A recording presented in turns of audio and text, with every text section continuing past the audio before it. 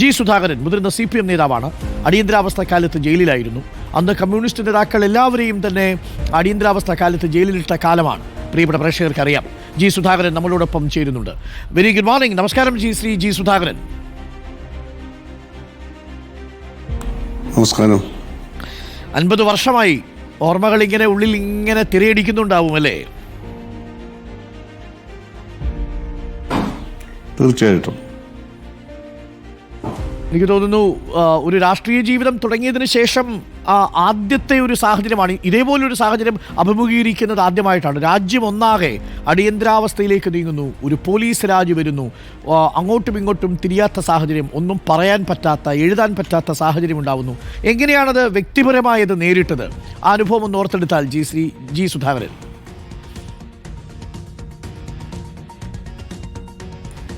1975 June 25 ഏതാണ്ട് ഉച്ചയ്ക്ക് മുമ്പാണ് അടിയന്തരാവസ്ഥ പ്രഖ്യാപിച്ചതെന്നാണ് എൻ്റെ ഓർമ്മ. ഇപ്പോൾ 50 വർഷമായി. ഇന്ന് 50 വർഷമാവുകയാണ്. ഞാൻ ആ സമയത്ത്, ഈ പ്രഖ്യാപിക്കുന്ന സമയത്ത്, മെഡിക്കൽ കോളേജിനടുത്ത് മെഡിക്കൽ കോളേജ് ഹൈസ്കൂളുണ്ട് കുമാരപുരത്ത്. അവിടെ SFIയുടെ എലക്ഷൻ ക്യാമ്പയിൻ ഉദ്ഘാടനം ചെയ്തുകൊണ്ട് നിൽക്കുകയായിരുന്നു. പതിവില്ലാതെ ധാരാളം പോലീസുകാർ യോഗസ്ഥലത്തിന് ചുറ്റും വന്ന് നിൽക്കുന്നതിന് ശ്രദ്ധയിൽപ്പെട്ടെങ്കിലും ഞാനത് എന്തുകൊണ്ടാണെന്ന് എനിക്ക് മനസ്സിലായില്ല. അവർ യോഗത്തിലൊന്നും ഇടപെട്ടില്ല.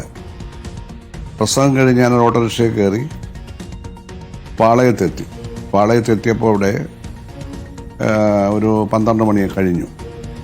കേരളകൗമുദി പത്രം അവിടെ ഒരു കൊച്ചൻ ഇന്ത്യയിൽ അടിയന്തരാവസ്ഥ പ്രഖ്യാപിച്ചു എന്ന് പറഞ്ഞ് വായിച്ചുകൊണ്ട് ഇങ്ങനെ ഉറക്കെ വിളിച്ചുകൊണ്ട് പത്രം വയ്ക്കുന്നുണ്ടായിരുന്നു. ഞാനൊരു കോപ്പി വാങ്ങി. അപ്പോൾ ഇന്ത്യയിൽ ദേശീയ അടിയന്തരാവസ്ഥ പ്രഖ്യാപിച്ചു എന്ന് പറഞ്ഞ് വിശദമായ റിപ്പോർട്ടൊക്കെ ഉണ്ട്. അപ്പോൾ അതുകൊണ്ട് ഞാനങ്ങ് MLA ക്വാർട്ടേഴ്സിൽ പോയി.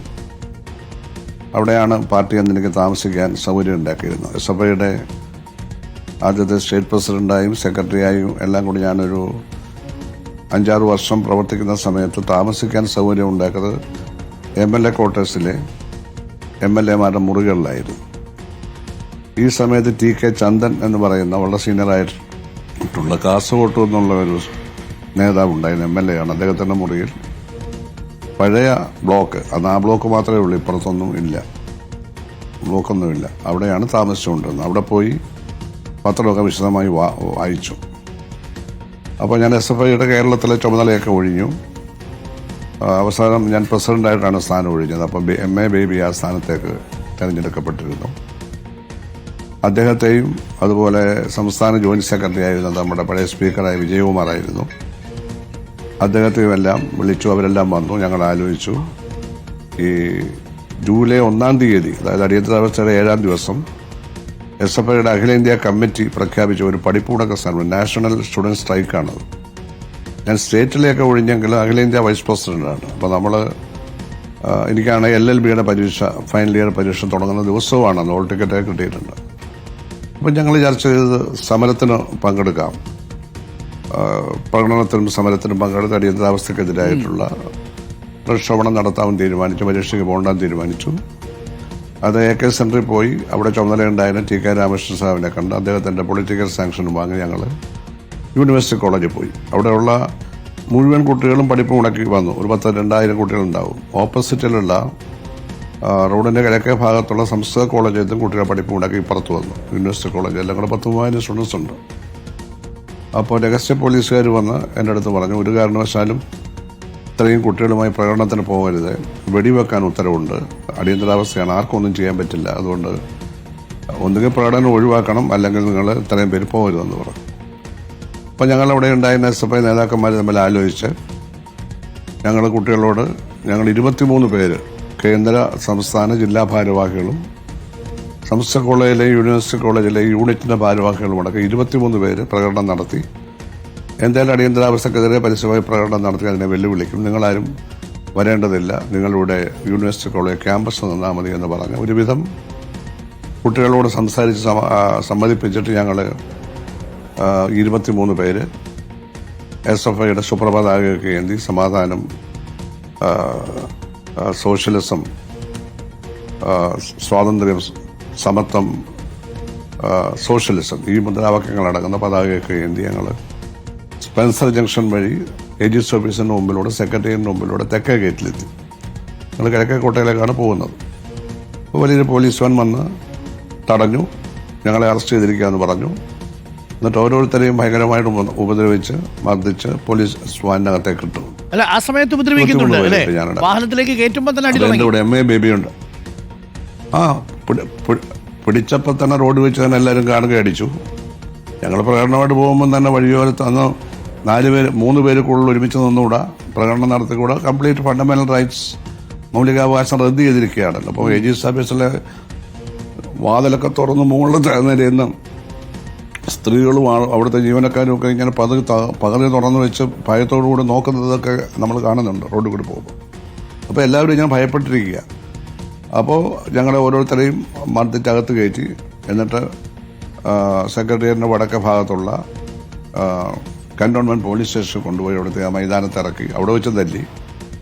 പിന്നെ പോലീസുകാരെ ഒരു അറേഞ്ച്മെൻ്റൊക്കെ ഉണ്ടാക്കി. ഒരു 8 ഡെസ്ക് സമാന്തരമായി 2 ഡെസ്ക് വീതം വിട്ട് അങ്ങനെ 4 ഡെസ്ക് ഒരിടത്തും 4 അപ്പുറത്തും വിട്ട് ഓരോ ഡെസ്കിൻ്റെയും ഒരു ഡെസ്കിന് 2 മൂലയുണ്ട്. 2 പോലീസുകാർ വീതം 4 8 പോലീസുകാർ നിന്ന് അതിൽ കൂടി ഞങ്ങളെ കയറ്റി പോലീസ് ലോക്കപ്പിലേക്ക് കൊണ്ടുപോവാണ്. ഓരോരുത്തരെയും തല്ലി. വീണ്ടും എന്നെയും തല്ലി. എൻ്റെ കണ്ണാടിയൊക്കെ അങ്ങ് പോയി, എൻ്റെ വാച്ച് പൊട്ടിപ്പോയി, എൻ്റെ പേഴ്സ് ഓടിപ്പോയി. അങ്ങനെ എല്ലാവരും ഉപദ്രവിച്ച് MA ബേബി അതുപോലെ പിന്നെ സ്പീക്കറായ വിജയകുമാറൊക്കെ ഞങ്ങളുടെ കൂടെയാണ്. ഞങ്ങൾ 23 പേരാണ്. ബേബി ഇപ്പോൾ സ്റ്റേറ്റ് പ്രസിഡന്റാണ്. ലോക്കപ്പിലിട്ടു. പച്ചവെള്ളം പോലും രാത്രി 12 മണി വരെ തന്നില്ല. രാത്രിയായപ്പോൾ എല്ലാവരും ഭയങ്കരമായിട്ട് തല്ലി. രാത്രിയായപ്പോൾ മുൻ MP ആയിരുന്ന KN അനിരുദ്ധൻ, അന്ന് MLA-മാരായിട്ടുള്ള പാറശാല സത്യനേശൻ, നെയ്യാറ്റിൻകര MLA പരമേശ്വരൻ പിള്ള, പിന്നെ സോമശേഖരൻ, 4 സോഷ്യലിസ്റ്റ് പാർട്ടിയുടെ MLA നെടുമങ്ങാട് അദ്ദേഹം, ഇവരെല്ലാം വന്നു. പോലീസുകാരുടെ ബഹളായി. അപ്പം ഞങ്ങൾക്കൊരു 11:30 രാത്രിയിൽ ചായയൊക്കെ വാങ്ങിച്ചു തന്നു. 12 മണിക്ക് മജിസ്ട്രേറ്റിൻ്റെ വീട്ടിൽ കൊണ്ടുപോയി റിമാൻഡ് ചെയ്ത് അട്ടക്കുളങ്ങര സബ് ജയിലിലിട്ടു. അവിടെ 14 ദിവസം കടന്നു. ഞങ്ങൾ ചെന്ന് 3-4 ദിവസം കഴിഞ്ഞപ്പോൾ EMS, KG Sushila Gopalan, KM George, R Balakrishna Pillai, പിന്നെ കുറച്ച് MLA-മാരെയൊക്കെ അറസ്റ്റ് ചെയ്ത് കൊണ്ടുവന്നു. അവരെ പാളയം രക്തസാക്ഷ്യം മണ്ഡപത്തിൽ സത്യഗ്രഹം നടത്തിയതിനാണ്. അവർ ഞങ്ങളുടെ മുറി വന്ന് ഞങ്ങളെ എല്ലാവരെയും കണ്ടു. കുറച്ച് ദിവസം കഴിഞ്ഞ് അവരെ വിട്ടു, ഞങ്ങളെ വിട്ടില്ല. ഞങ്ങളെ 2 ആഴ്ച കഴിഞ്ഞ് കോടതിയിൽ കൊണ്ടുപോയി ശിക്ഷിച്ച് ഇന്ദിരാഗാന്ധി മൂർദാബാദെന്ന് വിളിച്ചു. അടിയന്തരാവസ്ഥ അറബിക്കടലെന്ന് പറഞ്ഞു. ശൗചാധിപത്യം തുലയട്ടെ എന്ന് പറഞ്ഞു. ഇത്തരം മുദ്രാവാക്യങ്ങളൊക്കെയാണ് ഞങ്ങൾ വിളിച്ചത്. അതെല്ലാം രാജ്യദ്രോഹ കുറ്റമായിട്ട് ഡിഫൻസ് ഓഫ് ഇന്ത്യ DIR ചുമത്തി സെൻട്രൽ ജയിലിൽ കൊണ്ടുപോയി. അവിടെ 4 മാസം കിടന്നു. അവിടെ ഞങ്ങൾ പാർട്ടി ക്ലാസ് എടുക്കുകയും മറ്റു തരത്തിലുള്ള വളരെ രാഷ്ട്രീയമായ പരിപാടികളൊക്കെ നടത്തി. 4 മാസം കഴിഞ്ഞ് എൻ്റെ പാക്കറ്റിലുണ്ട് ഒരു സെക്കൻഡിലൂടെ എൻ്റെ പാക്കറ്റിലൊരു ഹോൾ ടിക്കറ്റ് ഉണ്ടായിരുന്നു. പരീക്ഷ എന്നാണ്, ഞങ്ങൾ പോയില്ലല്ലോ. അത് വെളിയിൽ കൊടുത്ത് AK ചെയ്ത് ഹൈക്കോടതിയിൽ കൊടുത്ത് ഒരു അപ്പീൽ പോലെ കൊടുത്ത് വിദ്യാർത്ഥികളായതുകൊണ്ട് കിടന്നത് ശിക്ഷയായിട്ട് 4 മാസം കണക്കിലെടുത്ത് ഞങ്ങളെ വെറുതെ വിടുകയാണ് ഉണ്ടായത്. പിന്നെ ഞങ്ങളെ മോചിപ്പിക്കാനുണ്ടായത് 4 മാസം അനുഭവം, ഞങ്ങളുടെ പേഴ്സണൽ അനുഭവം. അപ്പോഴത്തേക്ക് ജനിച്ചിട്ടില്ല. പുതിയ തലമുറയിൽപ്പെട്ട ഒരു നല്ല വിഭാഗം ആളുകൾക്കും അത് നേരിട്ടറിയില്ല. ഇപ്പൊ കാണുന്ന ഈ പോലീസ് അതിക്രമം പോലെയൊന്നും അല്ലല്ലോ.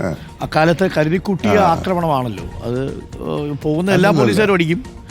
ഈ പറയുന്നത് പോലെ സ്റ്റേറ്റിനെതിരെയാണ് അല്ലേ? സ്റ്റുഡൻസ് എല്ലാവരും അതെ ഈ സ്റ്റുഡൻസ് എല്ലാവരും ജാഥ ഇറങ്ങിണ്ടെങ്കിൽ വെടിവെക്കുമായിരുന്നു ഉറപ്പാണ്. എന്ത് ചെയ്താലും ഒന്നും ചോദിക്കാനും ആരുമില്ലാത്തൊരവസ്ഥയാണ്. ശരിക്കും പറഞ്ഞാൽ ഒരു വല്ലാത്ത ഭീതിതമായ. അത് രാഷ്ട്രീയ ജീവിതത്തിലെ ഏറ്റവും അഭിമാനകരമായ ഒരേടായിട്ടാണ് കാണുന്നത്. ഈ അഭിമാനകരമായ ഏടൊക്കെ പുതിയ തലമുറയിലെ ഞങ്ങൾക്കൊട്ടും പേടിയില്ലായിരുന്നു.